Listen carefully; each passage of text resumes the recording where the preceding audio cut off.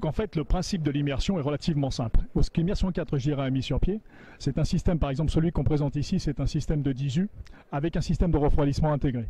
C'est-à-dire qu'ici, vous avez une solution all-in-one, qu'on pourrait qualifier de data center in the box, sur lequel vous avez non seulement la partie data, que vous voyez en transparent juste ici, vous avez la partie refroidissement et gestion justement de la déperdition d'énergie qui va être générée par ces data. Le modèle que vous avez ici présent, c'est un modèle qui fait 10 kW de dissipation thermique. Donc c'est-à-dire que les serveurs qui sont dedans peuvent se permettre de dissiper jusqu'à 1 kW par U. En fait, vous prenez, je dirais, votre carte électronique, vous descendez votre carte électronique dans la partie transparente, donc plutôt qu'elle soit mise à plat dans un rack, celle-ci est complètement immergée. Vous allez connecter aussi bien par le dessous que par le dessus, je dirais, votre serveur avec toutes les connexions data, fibre optique et électrique, et complètement immergé dans le liquide.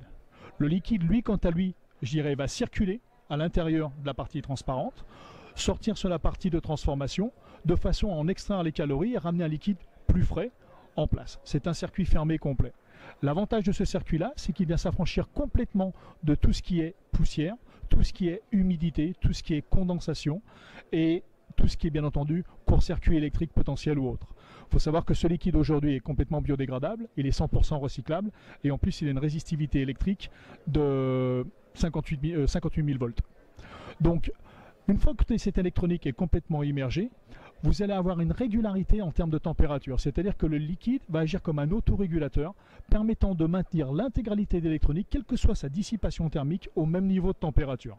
Et ça, c'est le système de management qui est livré avec, d'accord, qui va permettre de le faire. Qu'est-ce que ça veut dire? Ça veut dire qu'aujourd'hui, on va être capable de faire pour des petits, je dirais, petits et moyens centres de données, ce qu'on appelle du nano, de l'edge data center, d'accord, ou du data center de moyenne densité, des solutions qui vont être complètement intégrées avec leur système de refroidissement intégré. Et sur lequel vous n'aurez besoin d'avoir simplement qu'un raccord électrique, un raccord télécom, et après de mettre directement vos serveurs dedans. L'avantage de cette solution-là, je dirais, c'est vous évitez toute l'infrastructure et vous pouvez avoir ceci directement derrière, dans un local, dans un bureau, d'accord, ou pour l'intermédiaire de votre entreprise, sans avoir une pièce spéciale automatiquement ventilée avec toute une infrastructure autour liée pour le refroidissement. En plus de ça, vous allez être capable de prendre ce système et de pouvoir le connecter directement sur le système de chaud ou de froid je dirais, des locaux dans lesquels vous allez vous trouver.